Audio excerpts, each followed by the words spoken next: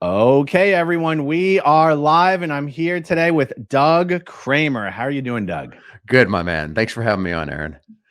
My pleasure. So, Doug has a YouTube channel called Dazed but Not Confused. I don't know if mostly you talk about Scientology on your channel, or if that's what started it. What do you talk about mostly on your channel? That's a great question, man. When I came, just to answer that, when I came out of Scientology, we all go back to the normie world, Aaron, and that's what we were trying to get away from in the cult. So because of the experience I went through in Scientology, it kind of deprogrammed me from a lot of things, the wider world. I could see some of the techniques that were being used against us with the mind control in the wider world. So I try to cover that. But because if you're a Mormon, a Jehovah's Witness, and many other high control groups, they would be able to relate to our experience coming out of Scientology. So eventually I'm going to try to get more coverage on other groups because I have a tie to Scientology, to exposing them like you, because they're in my DNA and that's the fight. But you can learn a lot, as you know, from the Scientology experience. So I'm just trying to broaden that. That's basically what the channel's about. But with the theme of Scientology, because it has one of the most comprehensive package of control aspects. So it can be used as a good model for other things. Yeah, it is amazing how similar high control groups are to each other. Yeah. You've noticed that too, right? Well, I'll tell you, the first time it hit me like a like a giant fist was when I was reading Steve Hassan's book, Combating Cult Mind Control. Hell yeah. And I mean, I never would have guessed in a million years that someone's experience joining the Moonies Me neither. Sound exactly like, and honestly, it was devastating. I was reading this book. I was listening to the audiobook, sobbing. Really? So was I, bro. Because I did not realize how much I had been holding on to the fact that even though I no longer believed in Scientology, even though I'd even, I see L. Ron Hubbard as pretty much a scammer and a con man, I was still holding on to the fact without realizing it that well, at least it's a special kind of bullshit, right? Exactly, dude. It's super unique, right? Like no one's ever come up with anything like this before. Yeah. Like we got tricked in a really special way, you guys. Yes. And then I'm reading this book and I'm like, oh, this isn't even special bullshit. Exactly. That's the same cognition I had, bro. Dude, I had that realization in a day, Aaron, where somebody dropped off that book on my doorstep. That's how I got out. And if I had to go through like a lot of ex-Scientologists where, it takes forever to figure out that Hubbard's bad, and then we just blame it on Miscavige for a while. And like you said, I knew we had a special tech that maybe it's a cult, but it's special. And then reading Steve Hassan's book, it'll dispel you of that. I had a huge breakdown on that too. But Aaron, I was lucky. I got that. I went from being a completely hardcore Scientologist. I just finished OT3, not that long. I was really into it. There was no reason to leave, but I got the right book at the right time, where I didn't have to go through all the layers of figuring out years later that Hubbard was bad and the tech was not special. I got all that from Steve Hassan's book. So wait, someone gave you Steve Hassan's book when you were still like hardcore in Scientology? Yes. I was taking acting classes here in LA, and there was a guy from my acting class who knew, everybody knows that it's a cult, Aaron, except for us that are in it, right? So he was like, half concerned, half trying to get back at me, is how I would describe it. It wasn't necessarily a humanitarian thing, but he left a big stack of books on my doorstep. And right at the top was Steve Hassan's Combating Cult Mind Control. And you know how it goes, Aaron. I was going to report that guy to Celebrity Center. I was going to go down there. No, I was going to go write a KR on him. You know how it is. Non-Scientologist or non-Scientologist, we report on anybody that's doing something like that, right? So rather than the hours were going by, it was kind of late. I was lazy. This one moment, bro, was going to determine my entire life. So I just, thank God I was lazy that night, because I said, what the hell? I'm going to write this guy up in the morning, and I'm just going to crack open this stupid book and see what this idiot Steve Hassan has to say about, oh, my friend thinks I'm in a cult. Bro, it only took me 20 minutes because he has that thing called the BITE model, which stands for behavior, information, thought, and emotion. And reading that, those are the various areas that a cult controls. That was one of the things that caused me to snap with the Moonies, the Jehovah's Witnesses, Scientology. They all have those same basic playbook. Yeah. So dude, I was out of there in 20 minutes, and You know how it is, man. To get out that quickly, a heart attack's not the right word. I knew I was in danger. How do I save my family? My whole life was going to change. And then I jumped on the internet and found out, all the stuff that I'm not supposed to read. Aaron, I was shaking for like 2 hours, as to whether or not, because I had just read Steve Hassan's book, and then either later that night or the next day, I just sat there for 2 hours going, should I type in OT4 or not? Because that was my next action, and I felt like that could prove if this is BS or not. But if you do that and I'm wrong, then I got to go, go through the whole ethics thing and report to the church, because you know how we tell anything that we do that we're not supposed to do. We're just trained that way. So after shaking, man, I went on to, I think it was Operation Clambait, and I read OT4, OT5, and I'm like, OT7, I'm like, they're all body thetans still. They promised me when I was done with OT3, no more body thetans. So as soon as I realized OT4 and the rest of them are body thetans, I was definitely out of there. And then it was just years and years of reading books like Steve to figure this crap out, man, because you know the mind games. So when you finished OT3, you were genuinely hopeful there was not going to be more body thetans on the rest of the OT levels. He tells us that, dude. I don't remember exactly why I'm thinking that, but I know it's in the policy, it's in the course, somewhere along the lines, he makes it very evident that there's no more body thetans. Well, no, the reason I'm asking is because, when I describe in my videos, I definitely describe it in a way like every time you finish, you're hoping it's not the next level, more of the same. Mm-hmm.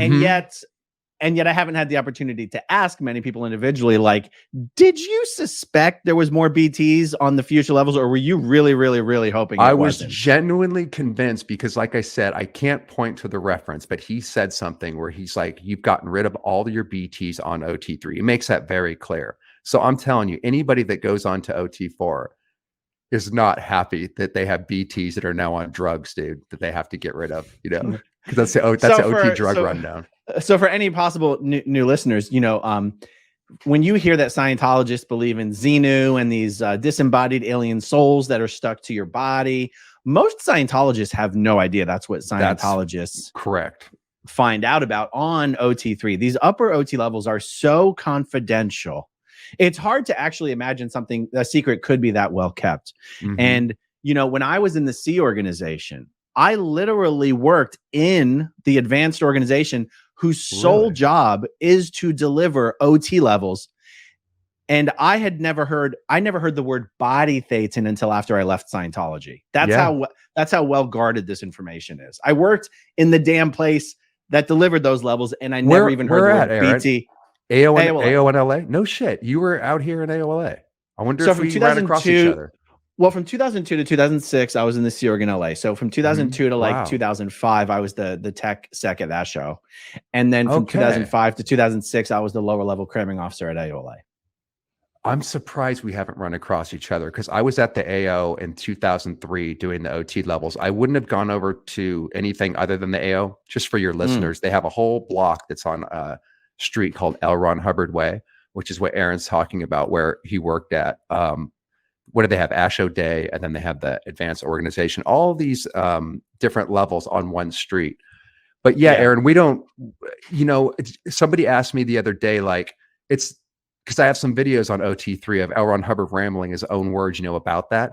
And they go, how is it a secret? Like, why don't it's not a secret anymore since South Park put it out. But, as it is a secret, because we will not go online and look at any of that. And I knew when South Park came out, it was BS. Aaron, I remember being like, after the acting class one night, half of the 70% were Scientologists in this acting class. It was a guy named Bobby Lyons, who's like an OT8. And you would go to Milton Casales or Bobby Lyons out here. Those were the two Scientology acting teachers that we as Scientologists would probably go to.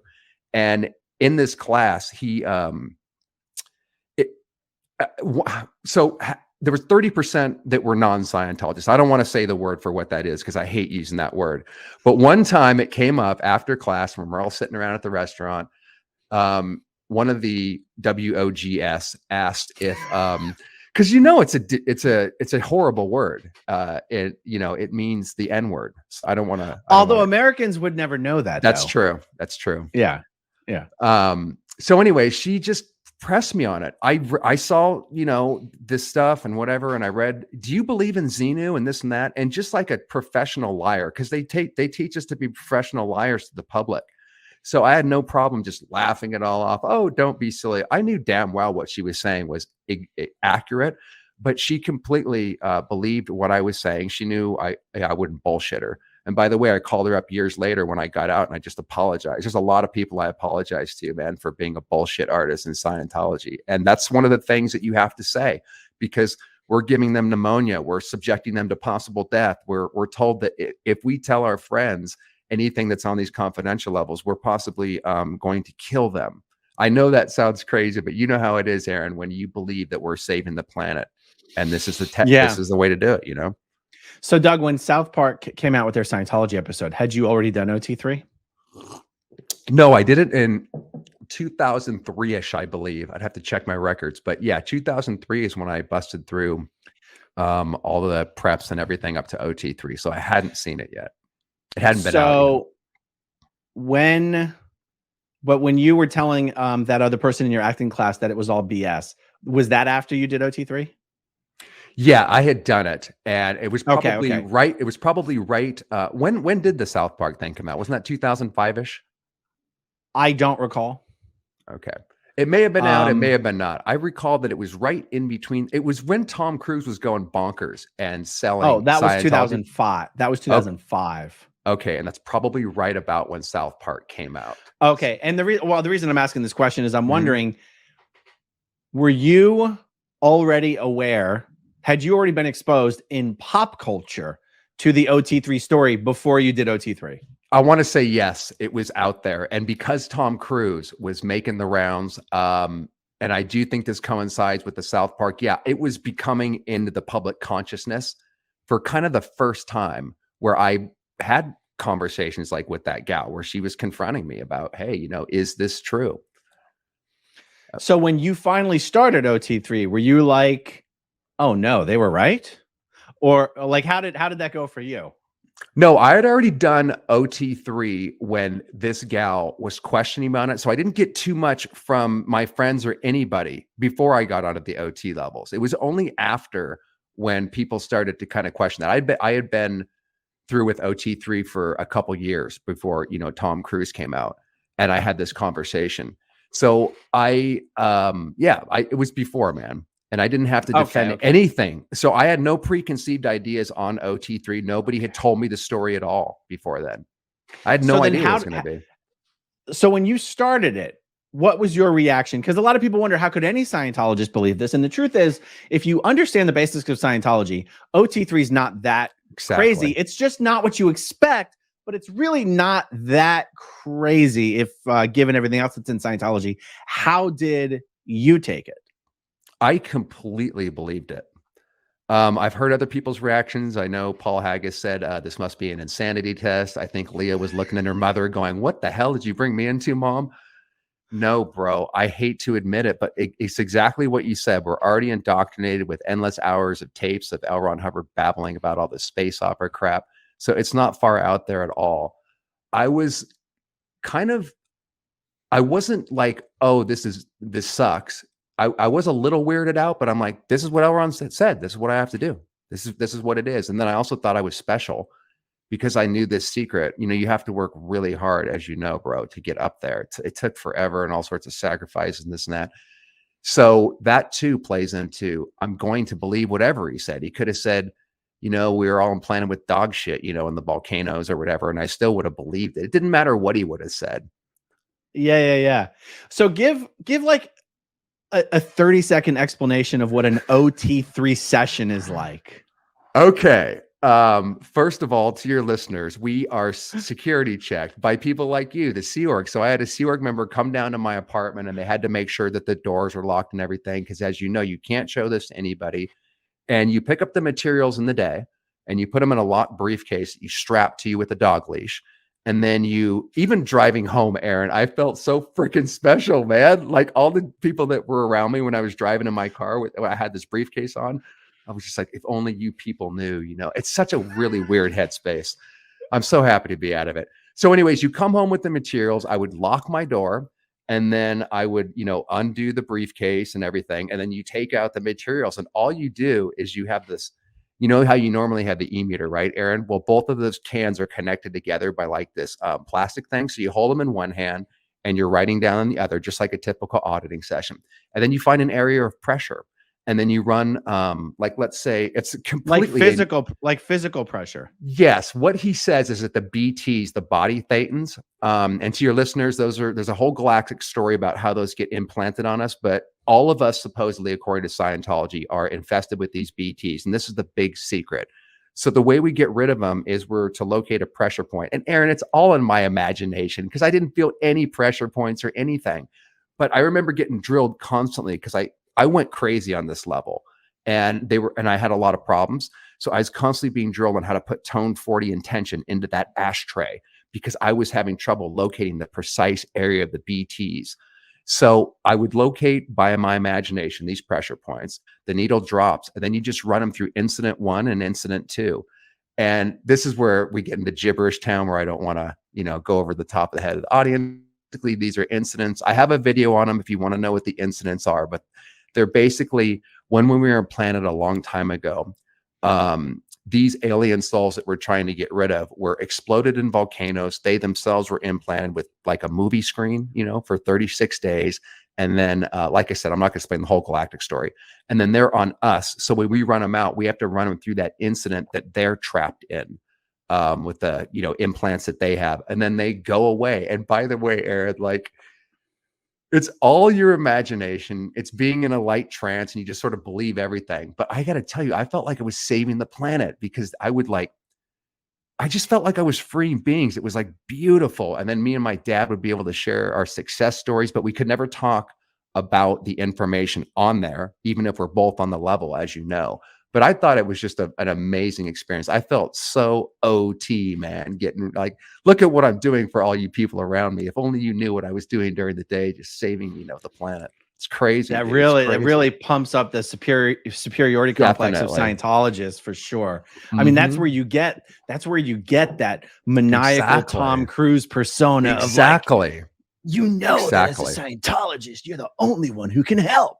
And he has all these secrets like we're talking about that people don't see, that give you, like you said, that fanatical elitist attitude. And it's powerful, dude. I'm so ashamed at how superior I thought I was just because of this garbage in my head that I was believing, dude. How long would a typical OT3 session last? Pretty quick. 10 minutes, 15 minutes. I would do several a day, and they're really quick and really, they messed with my head, bro. Because when you believe in that, you get kind of schizophrenia and all sorts of wonderful things happen. So you're basically sitting there, you're telepathically exercising spirits several times a day. How many months did you spend on OT3? Probably about 3 or 4 months. That was the longest one. OT1 and 2 are very quick. I think they used to be longer. But for me, they just pushed me through those in a couple of weeks. So yeah, about 3 or 4 months. And I had a nervous breakdown. I had a lot of things happen during that because OT2 also jacked me up badly. So by the time I was ready to believe in these alien beings, Aaron, they would talk to me at night. I swear to God, I would go down to the gym and I would see other people and I could almost hear their freaking body thetans talking to me. Just to give your listeners some idea of the induced schizophrenia that it causes. And my dad had to come rescue me because I had a breakdown outside of AOLA, and he had to clear my words and get me back on, because everything's a misunderstood word, Aaron, right? It's not that I'm going crazy. It's I wasn't understand. They pushed me through that and I lost my mind, dude. So I have wondered why more people don't have some sort of a breakdown on these levels where you're essentially, like, when you think about what we're describing, when you try to extricate yourself from the Scientology way of thinking about it, it just sounds like a recipe for inducing some sort of personality disorder or psychosis or, whatever. You could pick a number of words. And yet, on the one hand, I say I'm surprised you don't hear of more people having breakdowns. On the other hand, I think a lot more people have the breakdowns than we think. You just don't hear about it. That's a great point. Another thing I've always wondered, bro, is like, I was so infuriated when I found out I was conned. Just everything. I mean, I was angry, bro. I wasn't going to go bomb the building. I wasn't going to do anything illegal. I wasn't going to go through a hammer through their door. I'm so surprised though, bro, with them holding on to our family, you know, and what they do, that someone hasn't blown up a building. I'm not advising Well, anybody to do that. I'm just saying the anger that I had, I was almost willing to go suicide myself to just blow up one of their buildings. That's just gives you a level of the anger and being deceived on that level. uh, And then also, you know, my parents are trapped in there for the rest of their lives. My dad's at the top of the bridge, man. He has been for like 20 years. That's OT8. They're so in it that that the fact that this dead man, this guy, I mean, I wanted to bury, you know, find out where L. Ron Hubbard was buried, you know, unbury him and beat the shit out of him because he took my family, man. And it's like there's no way to offload the anger. I had to learn to heal it myself, but I'm so surprised they haven't had people attacking their buildings, dude. Like viciously. well, you know, one of the members of one of the families who Louis was on, Rice. yeah, Remember yeah, yeah. on the Aftermath show, you know, he did, but also he, you know, he was having his own struggles with right. mental illness. And so, were you born into Scientology? Yeah, basically, I got into it when I was 9 years old. My dad just simply went to work one day as my dad, and he got into it in a day, Aaron. He came back hypnotized, speaking in Scientology language, and he told my mom that he needs to borrow $10,000 from his brother to do this because we didn't have a lot of money at the time. And he insisted on it where it was going to cause a divorce in our family. My parents were arguing about it. Eventually, my mom got into it. They learned how to double team me and manipulate me to go down there. And then my sister also kind of got sucked into it too. That's how it happened. It was literally like, just real quick, Aaron, like to show how simple it is. Like he was just reading a newspaper and in the bottom corner, it said Dianetics, learn how to communicate better, learn how to fix your family. You know, the various buttons that they press. And also it said Dianetics. It didn't say Scientology. And he went because it has a bad reputation. So they often try to sell it as Dianetics. And when he went down there, there was nothing that said Scientology. It was a small mission in Ventura, California. And he got, I don't know exactly what happened because I never found out, but he definitely would have started the communication course because like I said, he already had the glazed look in his eye. He was speaking as if he had already done a course. And he was down there all day and all night. And I believe that the reason he needed the 10,000, Aaron, is probably to do life repair. You know, probably he paid for the communication course and a little package to get him started. You know how they try to sell you packages depending on how much you're reaching, you know? Yeah, because 10,000 is kind of a lot for, especially on day one, dude. But Aaron, I'm telling you, we had the top mission sales staff. Like there was a guy named Jim Hamry who could sell water to an Eskimo. I mean, every time I would go in there for the registration cycle, the reg cycle, he could sell me anything. And Ventura was one of the top missions. They were run by the Steiners, Tom and Kathy Steiner. We always won the birthday game and everything. Yeah. So they were really good, bro, at I'm getting goosebumps just thinking about it because damn, man, you know, they were not unprofessional. So they grabbed my dad in day one. Boy, I'll tell you, I mean, Scientology salespeople are some of the most effective salespeople because, well, you take just high-level sales skills and you give them a product that they believe everyone needs, and there's no downside to hard selling them because they believe greatest good. Even if they convince you to over leverage yourself, they truly believe that product is still worth it. So it's like, it's a salesman's like, we're clearing the planet too. You get someone with a star high purpose like that, where it's do or die. And then like you said, you add the hard sales pack or whatever, you know, he sold that from Les Danes, right? They teach the Regs, how to sell by a book, from a guy named Les Danes, which is just like, handle all their objections. It doesn't matter if you bankrupt them. It doesn't matter if they have to mortgage their homes, because dude, when you have a purpose where you're saving the planet and you're also selling these abilities, like, hey, pay now and you'll get the abilities later and make the money, you know, hence, and then you get locked in that room and they find your ruin and your vulnerabilities. I think anybody would fall for that under the right circumstances, you know? Totally. And by the way, since we're doing more of a casual chat today, if there are any super chats, we'll answer them without, you know, being too disruptive to the interview. I did an interview with Mike Rinder. We did an hour interview. I didn't answer any questions because I was more focused on wanting to get him to answer certain questions. So how old were you when you did your first like Scientology service? Pretty much right away. So if my dad got into it at 9, maybe 10 and a half, something like that. Excuse me. And it was the TRs. I remember I was a rebellious kid. I didn't do anything too bad, Aaron, but Scientology amplified that in my life. So I thought I was a terrible person, but looking back, I wasn't. I was just doing typical teenage rebellion stuff. And they wanted to use those TRs, the training routines, the communication course, to kind of calm me down. So the very first thing I did is they took me into the back room in the mission and they just said, here's what you're doing. They didn't explain it too much. I didn't even know it was a communication course. My mom and Jim Hamry was there and they just said, now, Doug, just sit here and do what it says here and try to be there comfortably and go ahead and close your eyes. Bro, I did this for like a couple weeks, just OTTR0, which to your listeners, you sit across from another person and you close your eyes and you go into like meditation mode. All sorts of things happened to me. I went crazy. I couldn't sit there. It was impossible. I'm just like, get me the hell out of here, mom and dad. I don't want to do this. But what they would do with me is they would kind of manipulate me a bit where, do you want to be, because I would get in trouble and they say, do you want to be punished or do you want to just take a $50 course at Scientology, which we feel will help you out? So that's how they kind of would get me to go down there. But I hated all of that. But even on OTTR0, after I just sat and I just wanted to get out of it, man, because it was just horrible. Eventually, I did kind of go into an altered state of consciousness. My mind chatter stopped. And I thought it was amazing because I was like, wow, thank you, mother and father, for, pushing. And now I understand what you're talking about. I didn't know I could feel this way. Of course, we don't know. So a switch flipped there for you and you started to be a believer. Yes. I was still resisting after that because there was a whole bunch of problems I did have with it and all that. But I'm telling you, you know how it is, Aaron, like seed by seed, you get proof. If your business stats go up, if you go into an altered state of consciousness in the auditing session, or, Jason Begay talked about that. He said he was doing the same freaking drill and all of a sudden he popped out of his body. I don't really believe in that. I think you just get disassociated and it can give you a floating feeling. So all sorts of things can happen if you're just, staring or sitting there forever. So yeah, that was the thing, Aaron. It wasn't everything else and this boiling the frog in hot water slowly.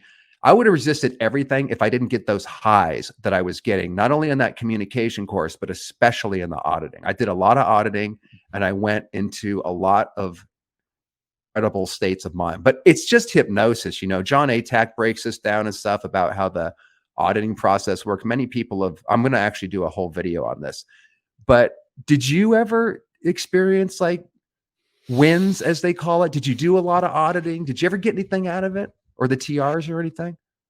I mean, the TRs for me were always an incredible chore and were just something I had to get through. I mean, having wins on TRs would be the equivalent of you're assigned to go dig a ditch. And at the end of it, you're like, well, did you learn anything while you were digging that ditch? Yeah, I got really good at swinging this, pickaxe efficiently. And you're like, okay, is that really a win? Like for me, the TRs were just something I had to do. And so, yes, you get good at them. And I'm better at doing those things now than I used to be. Yeah, I didn't have any spiritual, self-improvement wins from it. I mean, other than what about auditing or sec checking? Did you ever have any kind of blowout win in an auditing session or anything? Or Aaron, as a Sea Org member, were you? Because there's a difference between the public and the Sea Org, right? Like we're just the little spoiled brats that just get to go up to the bridge, and you are the people that have to deal with us spoiled brats because you guys don't get to do a heck of a lot of auditing or anything. You're the ones that deliver it, and you have to work your ass off 24/7. Did you get a taste of any of the auditing, or when you got it, was it mostly just to put your ethics in or sec checks?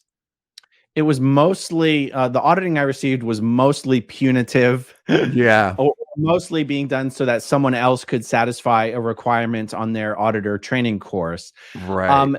Because my brother and I got involved at such a young age.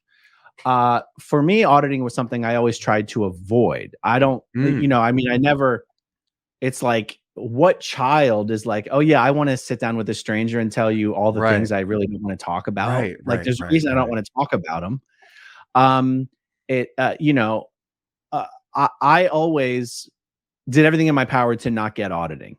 That being said, there was probably 2 or 3 like major blowout wins that I had in auditing that put me in a frame of mind. These wins didn't make me more desirous of getting audited. Really?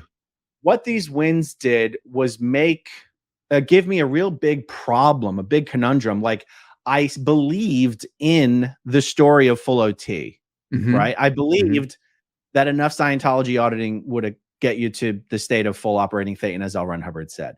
Mhm. I also knew that I had no interest in getting auditing, but I did have interest in attaining full OT. And so it created this problem for me. Wow, In that's order to get interesting. to where I want to go, I have to go through this thing I don't want to do. And I don't know how to resolve that for myself. But in the meantime, Mhm. I'll just stick around and keep doing my job. That makes a That's, lot of sense. No, I didn't like the auditing either, man. You bring up some good points. I don't think any of us like the auditing. I had many times, Aaron, when I would go beyond the natural capacity of the mind. My mind would break. I'd believe in my imagination. I'd be 76 trillion years down the track when I was Emperor so and so. I did so much auditing that my imagination became real. So I never liked it. I don't like, at the beginning they asked you questions, has a withhold been missed? Do you have a present time problem? It's really grueling for all Scientologists. It's just, Aaron, I got kind of forced into it though, man, and I was in and around it so much that I would have many of these blowouts, enough to keep me wanting to just get it. I was addicted to it it's like a drug, you know. My first blowout when in auditing, I used to smoke a lot of pot, and I was like, this replaced it. I feel like I'm stoned. Like I've come out of sessions sometimes feeling literally high, exactly like I just took a huge bong hit.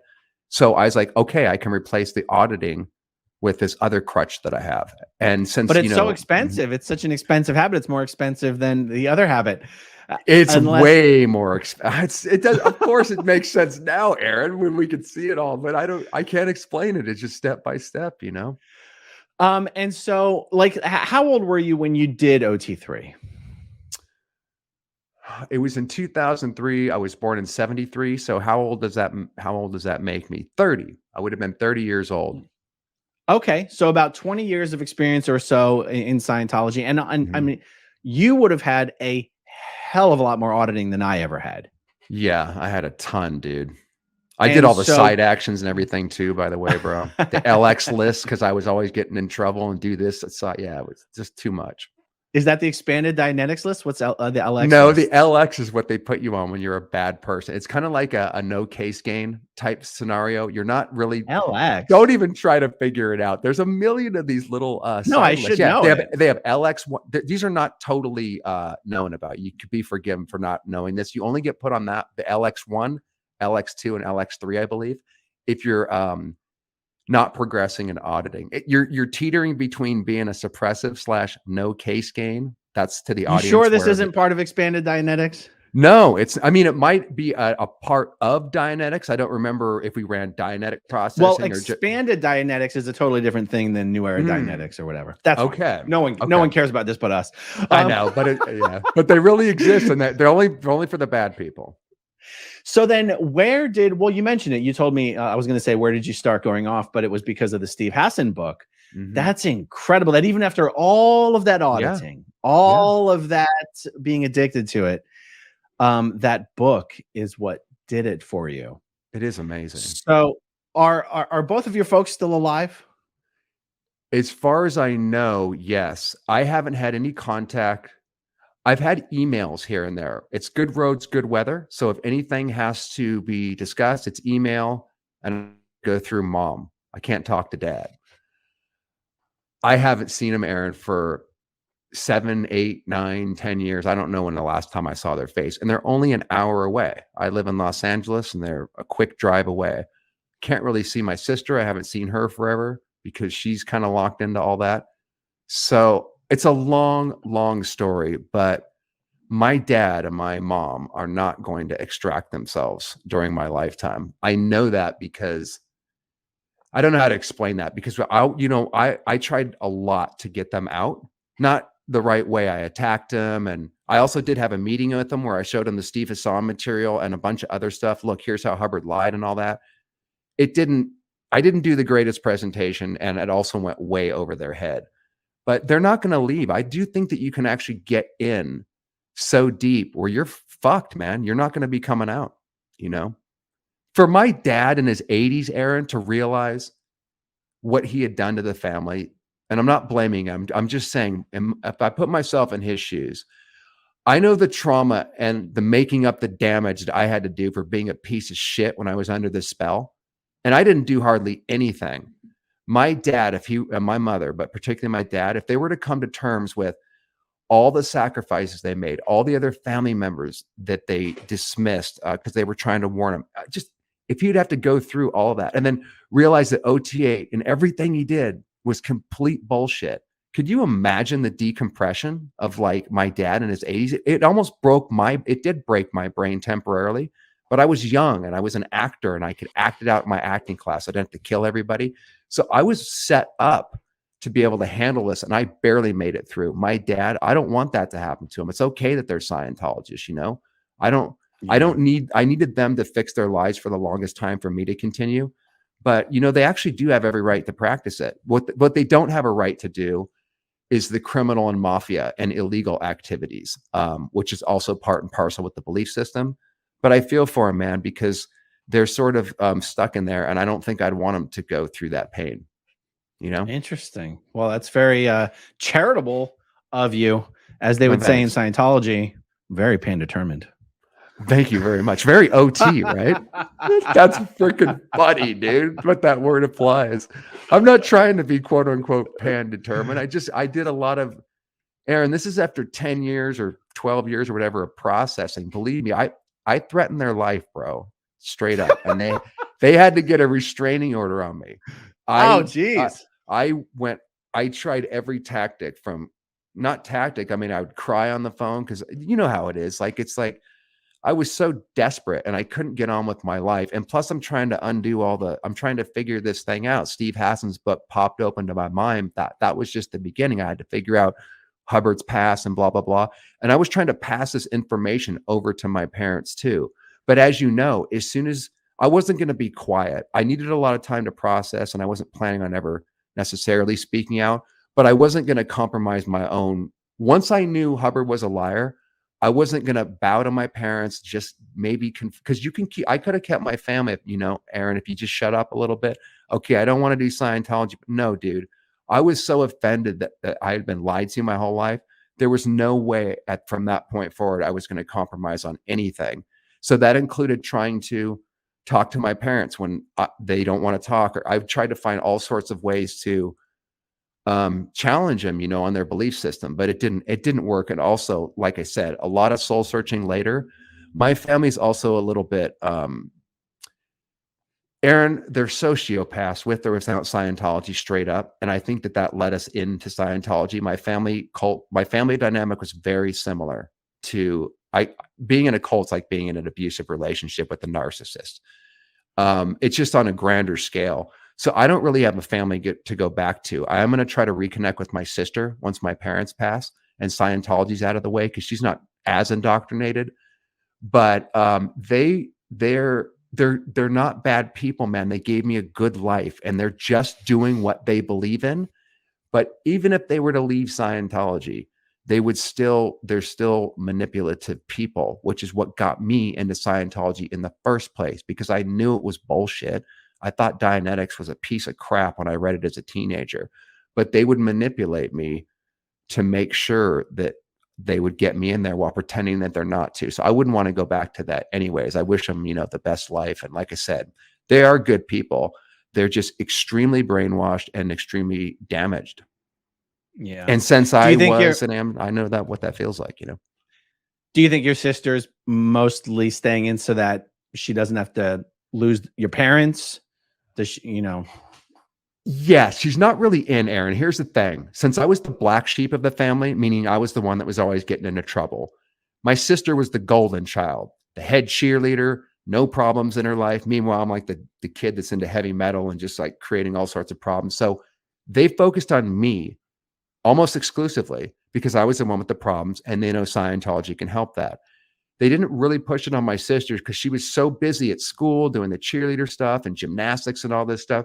So she only got some auditing here and there, and she actually tried to break away from the family, kind of even unbeknownst to her. It was sort of a subconscious escape from my family because of the Scientology, and since she was the golden child, they praised her, and thank God, because while they were putting more attention on me in Scientology, she got way more manipulated in a different way by being the stellar, person in the family.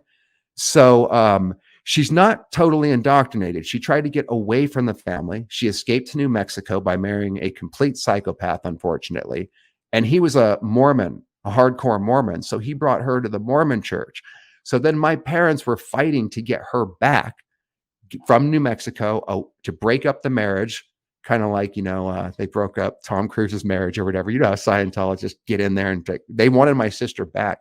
So they did. My sister and that psychopath did break up. She did come back and they did squeeze her back into Scientology.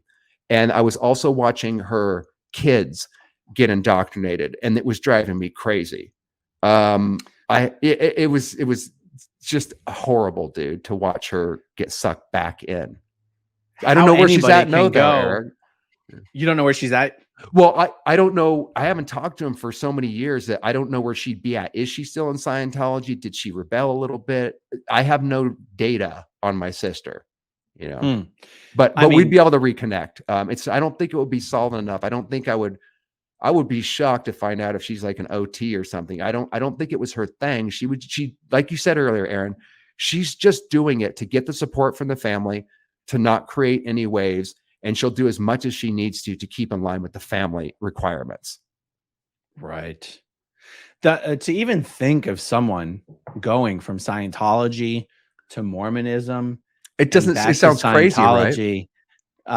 Speaks to some mental plasticity that I cannot wrap. I can't either. That's why I don't think she was totally into Scientology. Aaron, I remember her telling me that her wins, when she was floating on the ceiling in auditing sessions. So she's done a decent amount. Like I said, she's so active in her own life, gymnastics. Like I said, she had no time on her calendar, and she was successful. So my parents didn't feel like they never would sit her down and manipulate her, because she was doing well in life. She was already upstat. It was just the fact that they worked on me the most. So I don't think it went into her head. I think that plasticity comes from her not being a true believer. You know how it is. Like, you can have one member of the family. Maybe it was like this in your family, where one's more hardcore and one's just going along with it to not break up the family that's on board with Scientology. You know what I mean? Yeah, for sure. Like my younger brother, before I got declared, I would have described my younger brother as someone who most definitely was not a Scientologist. And yet when I got declared, he disconnected anyway, because his dad is a Scientologist. And wow. Yeah. Wow. And I run into my younger brother here and there. He doesn't ignore me. We'll chit chat briefly when we run into each other. Is he still in Scientology, Aaron? I mean, by definition, he is. He married a non-Scientologist. Really? And he's allowed to talk to you a little bit here and there. You guys sneak phone calls? No, he's not allowed. No, I mean, I'll just literally run into him. He lives like a mile away from me. Okay. And he'll talk to you or run away? No, he'll talk to me. Yeah. Good roads, good weather. He's not really a Scientologist. Yeah, I know what you mean. Didn't want to get officially declared. Right. He didn't want his dad to disconnect from him.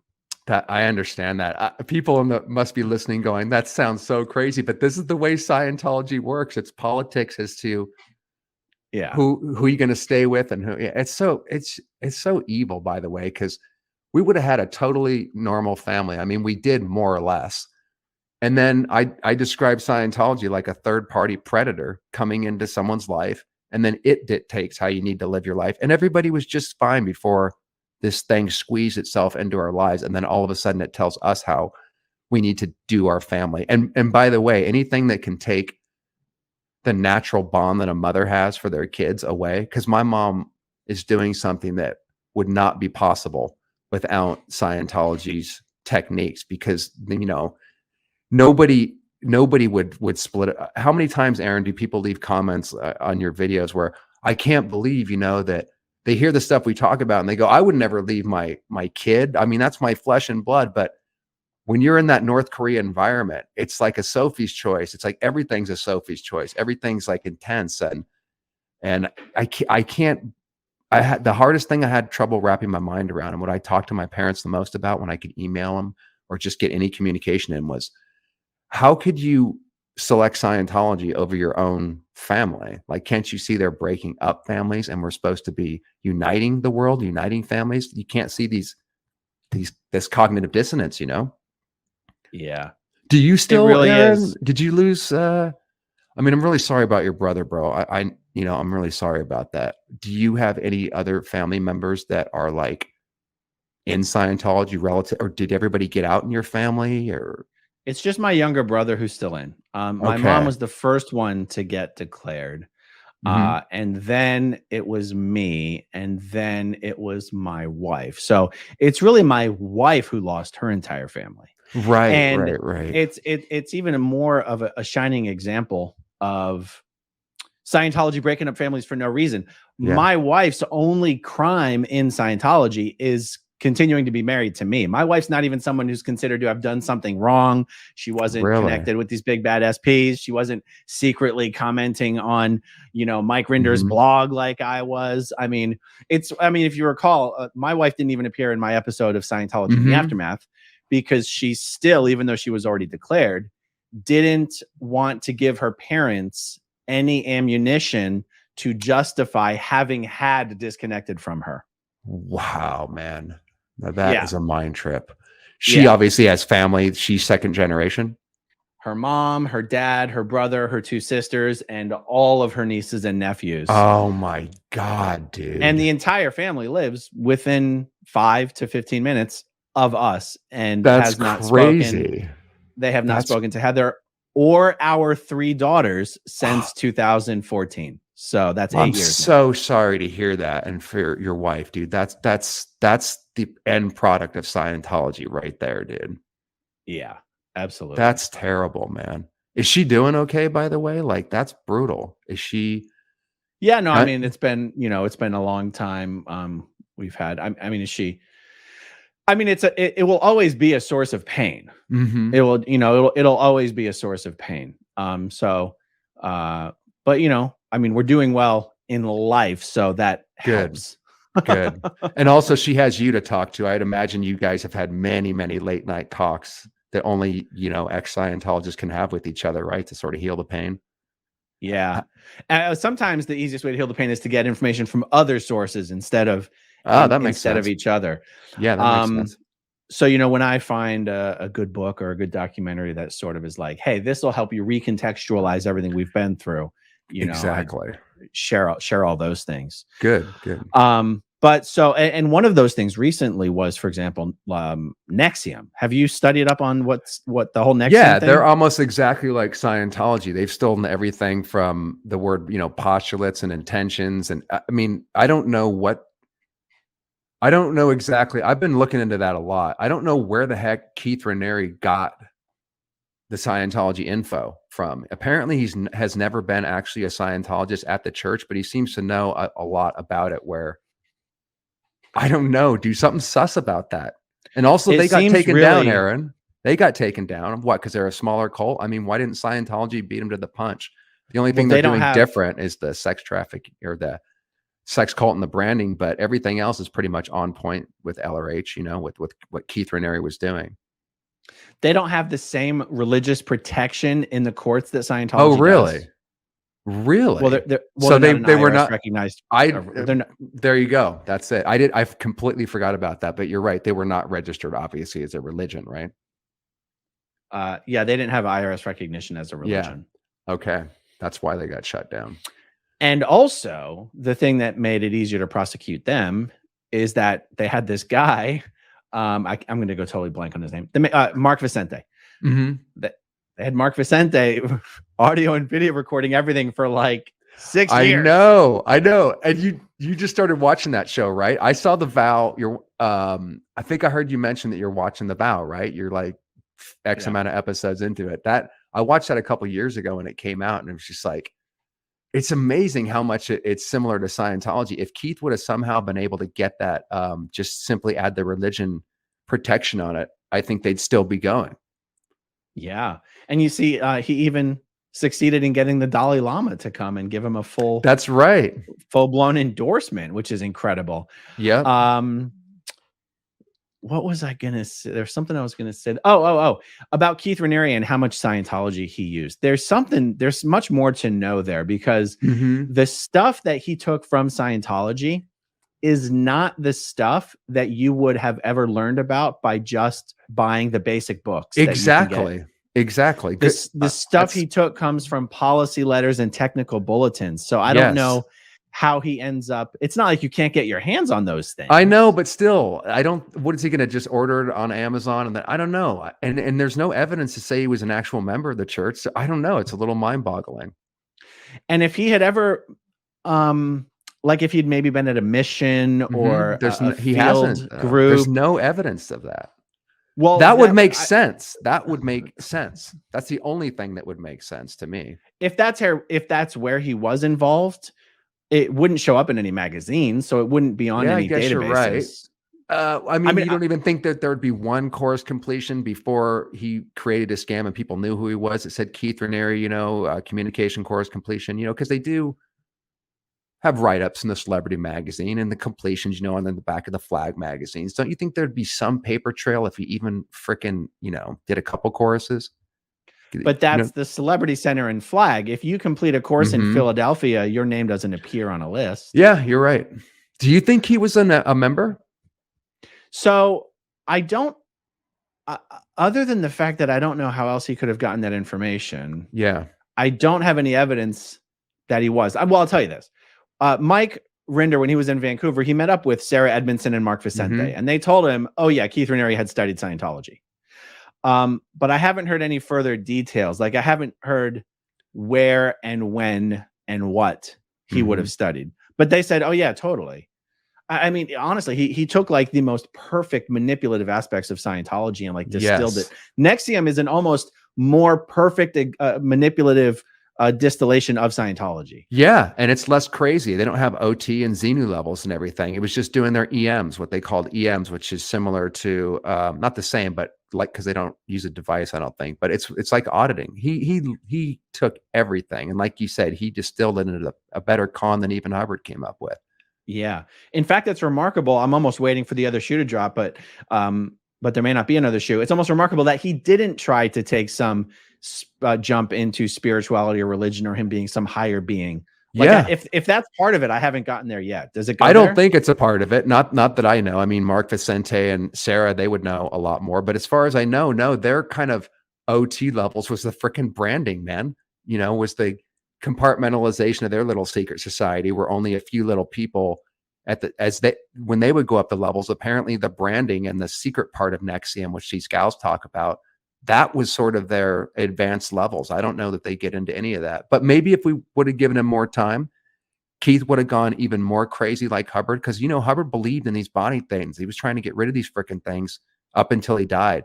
So maybe Keith would have just gone more and more insane like these cult leaders do. And then he would have started actually hearing voices, and then he probably would have made up his own OT levels eventually. Who knows? But I don't think that's actually a part of it. Yeah. It's really interesting stuff. And, it is. I haven't done a ton of reading about other high control groups other than Steve Hassan's book. And now I'm, checking out The Vow. What else have you run into that kind of, the world we live in, man. I mean, just what happened in the last 3 years, I know you guys didn't get it bad, Aaron, and in Florida, but I've been living, under communism here in Los Angeles, since the what happened a couple of years ago. I recognize it in, like I said, the Mormons, Jehovah's Witnesses. If you grow up in one of those things, they'll be able to come out and give a very similar account. And then on a lesser level, just learning the brainwashing techniques from Hassan's book made me realize, to be able to protect my mind from television, buying into a particular political leader that uses the same kind of repetition and, techniques to kind of, get inside your head. It's pretty much, dude, when I came out of Scientology, I just looked at it as a condensed version of the wider world because it's so ubiquitous. It's so everywhere. I'm not going conspiracy territory, Aaron. I'm just talking about when I learned Steve Hassan's material, just starting there, it really allowed me to protect myself and open up the wider world to realize Hubbard didn't come up with these things. He was just able to package them and do his own little microcosm of the macrocosm, Yeah. And why wouldn't you use these techniques if you were a politician or an advertiser to get inside someone's subconscious? That's all. I guess, you said you didn't do a lot of auditing. For me, that was where the Well, I mean, most of the I had magic. a bunch of auditing, but Mhm. not bridge auditing. Right. And thank God for that, Aaron, because it's just, that means more crap you have to get out of your head. But for me, like, the similarities in the auditing, that is the part that really captured me to Scientology. And also because it jacked up my subconscious so much programming went in when I was in Scientology. Because Aaron, I'd come out of a session and I would be in this ecstatic or suggestible state, and then I would go in and listen to lectures. And that's why they always send us mail to keep repeating. You actually have to keep somebody in and around Scientology. Otherwise, if you're away from it for a few months, the programming will start to break. This is one thing I wanted to say, brother. Like, before that book was dropped off, it was like almost a perfect time because I was already prepped. I finished OT3. I was like, you know what? I'm not getting many acting jobs. I'm already in OT. I did the Philadelphia doctorate course. I listened to all the lectures. I have so much tech. Let me just back off, go make some money in acting, and get the money for OT4. So I purposely stopped taking calls. I wasn't not a Scientologist. I was just going to go work and apply the conditions and outflow. And, so I got a major job, like almost right after kind of backing away. And then I got invited to their president's office. I think Dave Pettit was the head of the president's office here in CC. I could be wrong about that, but I just remember right when I got my first big part, Michael Roberts was calling me. He's this celebrity / half Sea Org / staff member. I mean, this guy would work, almost like a Sea Org member. And then Dave Pettit was calling me. Like, all of a sudden because I was on a TV show, they're like, they just acted weird, Aaron. So I was like, what? So just being away from it for a few months, looking back at it now, that was already taking me away from the mind control, for lack of a better term, because, dude, I'm telling you, there's a reason why they keep us around there all the time and bombard us, because if you're away, the spell, I think, starts to actually fall away. Possibly. Yeah.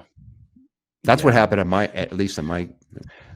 So, hey, you mentioned the one acting school that you went to, and it wasn't. How come you never went to the Milton Kitselis, the Beverly Hills Playhouse, or did you? I did. I didn't study directly with Milton. He would run a Saturday class, which you had to kind of work yourself up to. I studied with a guy named Gary Imhoff, and I was there for a few years. And then I went to the special class, the one that hardly anybody knew about, but where all the really kind of cool, like, actors were at that were Scientologists, and that was Bobby Lyons. Laura Prapon was in my class, the couple of the Masterson, not Danny and Chris, but their stepbrother and stepsister. I always get them mixed up as to step whatever. But Jordan and Alana, yeah. They were in there all the time. And then Jason Doring was my best friend for a while. He was on Veronica Mars. And Bobby himself had like 100 IMDb credits, man. He's been like on everything. Who else was in there? I don't know, dude. All the hip little B, C level actors that were not a part of Milton were there. So here's why I'm asking about Milton. Mike Rinder this past week did an interview with, oh my God, I just had his name. Who's the guy that does the podcast with Brendan Schaub? He was involved in the controversy with Bobby Lee. Oh my God, I can't believe I just. Well, maybe we go with all right. They have Fighter and the Kid podcast. Brian Callen. Okay. Mike Rinder just did an interview with Brian Callen. And usually when Mike's doing an interview, the most interesting part of the interview is Mike's answers. But in this interview, Brian Callen wanted everyone to know how much experience he's had with Scientology. And that was news for me. And where Brian Callen got his experience, he said he spent 10 years at the Beverly Hills Playhouse with Milton Kitselis. Really? And he said the place was just littered with Scientology concepts and the philosophy and the terminology and the language and everything, even down to like the SPs and PTSs and all this kind of stuff. And so I was wondering, if you were at Milton's, did you know Brian Callen there? I didn't, but in regards to what you just said, even if it didn't matter if you studied with Milton, which was a Saturday class, the advanced level, or the other teachers, there was Gary Imhoff and a few other ones that would teach. It was so Scientology that, well, even getting in, they're kind of doing PTS, SP Tech to, suss the person that's coming in. but we had a book, Aaron, that was written by Milton. That was like this thick, and it's all about policies about how to get suppressives out of your life. Scientology goes hand in hand, and then they have an ethics officer at the Beverly Hills Playhouse. It's set up literally exactly like a Scientology org. And I would say 50% were Scientologists, 50% were non-Scientologists. And they found out early on that they were a part of a Scientology school. And many people would leave too, because it was too much. You know, we would report on each other. It was run like a Scientology org or mission. So weird. It was, but So I loved weird. it. As a Scientologist, I felt, again, special. And they were, you know. So did you see the show on Netflix, The Kaminsky Method with Michael Douglas? That was awesome, dude. That was awesome. I thought that whole show had to be modeled after Milton Katselas in the Beverly Hills Playhouse. Wow. What? I never. Well, fuck, dude. I never. But thought I was of never. that. But That's I a was great never point. there, so I don't know. But That's very interesting, man. Okay, so that when you saw the show, it didn't strike you as that way? I didn't get that, but when you just said that, yeah. I mean, I love the acting part and the Scientology. I figured that's just they're taking that from Tom Cruise and the celebrity, you know, mixed with Scientology or whatever. But I never thought of that about actually modeling it off of Milton. So do you think? Well, I guess Michael Douglas's character, you know, the acting teacher, he wouldn't be Milton because obviously he wasn't a Scientologist. But maybe they got the idea partially from that. What specifically? No, I just mean modeled after it of and maybe it's because the only big acting school I even know of in Los Angeles is the Beverly Hills Playhouse. I mean, you hear about the Groundlings, but is Chicago or LA? Is the Groundlings a Chicago? I believe there's one in LA? LA as well. There's Don't quote just me on not that. there's just not that many high profile, well-known acting schools. And the fact that he Michael Douglas's character in the Kaminsky Method, you know, it's almost like in some ways he's got running his own little cult, and maybe that's just the nature of an acting school. But then there's the whole Scientology storyline that gets introduced into the show, and I'm like, it's not that I thought Michael Douglas's character was literally, you know, Milton Katselas, but that this whole thing was inspired by sort of the crazy dynamic and atmosphere of the combined worlds of Hollywood acting and Scientology. I think you're right. I think you're right, man. I think that could very well be how they came up with that concept. The show is hilarious. Dude, it's awesome, isn't it? We both have a couple of videos up, man, using clips from that because it's too good, man. Haley Joel Osment, what do you think on a scale of 1 to 10? How 10 being the best? How accurately do you think he played a Scientologist? So good, a 10, like a 10 totally. all day. So you know, it was the producer or the creator of the show, Chuck Lorre, apparently has a lot of experience in Scientology. He was in Scientology for a while back in the day. Yeah. Chuck Lorre was actually in it for a while. Yeah. I mean, depending on how you define, like, right. Meaning took some courses, actively involved in courses and auditing. Wow. Yeah. Oh man, you learn something new every day. Do you think it's still, well, we know that it's not getting any new people, any new big celebrities, and they're all second gens that are in, like Elizabeth Moss and stuff. But but it always attracts new people that I keep hearing about. Do you think that they are getting in any new celebrities, or that they're putting their feelers out? Remember Meghan Markle? There was rumors that she was possibly getting sucked in via Tom Cruise. Do you think that they're gonna get or still can attract celebrities in the Hollywood thing, or do you think the whole Hollywood Scientology connection is dead or dying? I think it's just it's just gradually dying. Yeah, it is. I mean, Scientology's press and PR just gets worse and worse and worse. The abuses just get more and more. You'd have to be crazy. That's true. Scientology. But again, Aaron, you know how it is. Like, even I've seen people, the brief time that I was on staff, I saw somebody come in that knew it was crazy, already knew all about it and was questioning, you know, knew all the Xenu and stuff. But once they got them into that room with that personality test and found their ruin, they ended up freaking joining staff, dude. You know, so it's like you can even know that it's crazy. People keep asking in the chat what show we're talking about. The Kaminsky Method on Netflix, starring Michael Douglas, Haley Joel Osment. I think the other actor actually passed away. The oldest one. Oh, that's right. He did, man. He did. And so I'm not even sure that the show's still in production, but there's 2 or 3 seasons. The Kaminsky Method. It's just absolutely fantastic. It's definitely the best Scientology they've done on a show too. It's the most accurate. I wonder if they sent Haley Joel down to the Celebrity Center to get trading. I know, right?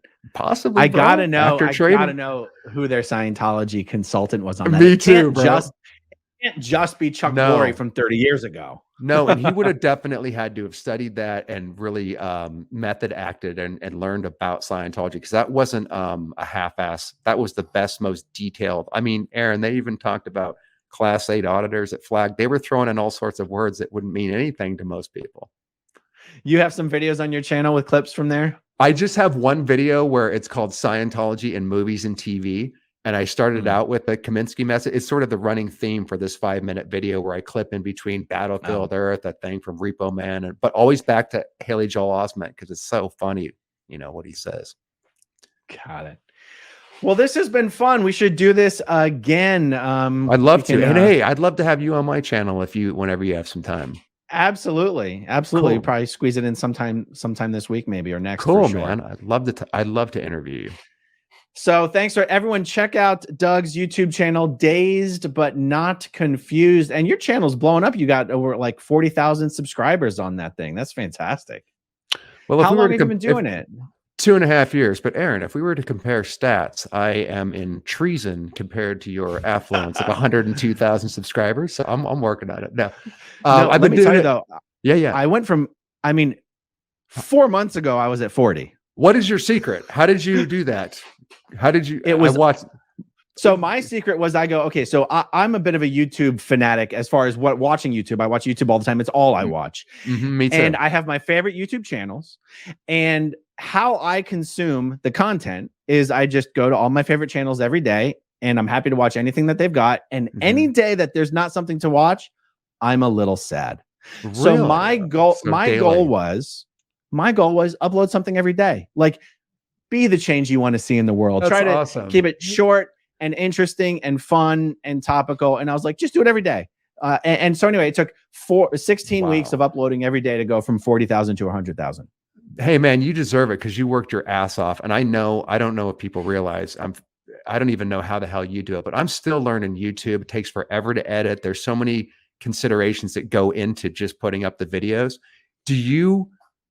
What's a day in the life? I mean, are you doing this 24/7, dude? Like when you wake up and going at it? Because, what about the editing and all that stuff? I mean, that doesn't. Well, it's one of the reasons I've started doing shorter videos is editing is a beast. So it could take me to get, this morning I put up the Lisa Marie Presley video. So it probably took me, it's a short video. It probably took me 90 minutes to 2 hours to sit down, record, upload, edit, render, upload, and live premiere what is like an 11-minute video. That's super impressive, actually. And it's also one of the reasons I've been getting so excited about doing live streams is because the idea of being able to sit down and do an hour interview and have it be done in an hour with no editing is like, oh my God. But then YouTube demonetizes half of my stuff for literally no reason. So oh, believe me, I got demonetized a long time ago, so I don't give a crap about that. Besides, it also removes Aaron having to get around that little yellow tab. I'm just like, whatever, dude. I don't give a crap.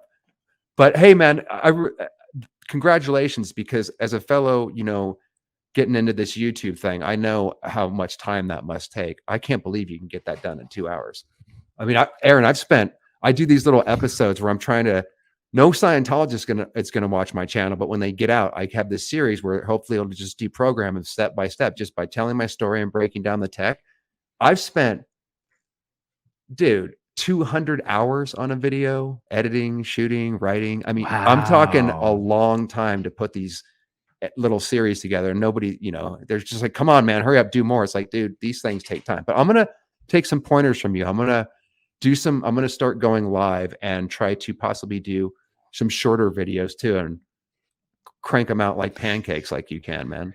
Yeah. Because also remember, like, most of your viewers are going to be people who are watching you for the first time. They're not like, oh boy, I love when Doug uploads 40-minute videos. I'm ready to, get my wine and enjoy this.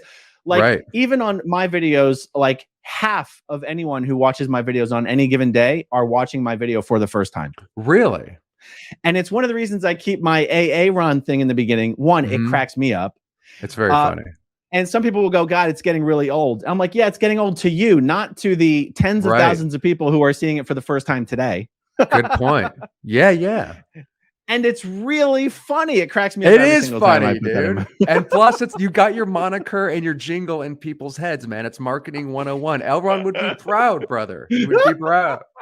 All right, everyone, check out Doug's channel, Dazed But Not Confused. And let's do this again soon. And then we'll do an interview on your channel this week or next. Awesome. I very much look forward to talking to you. Thanks, Aaron. Have a good day, man. Thanks, everyone.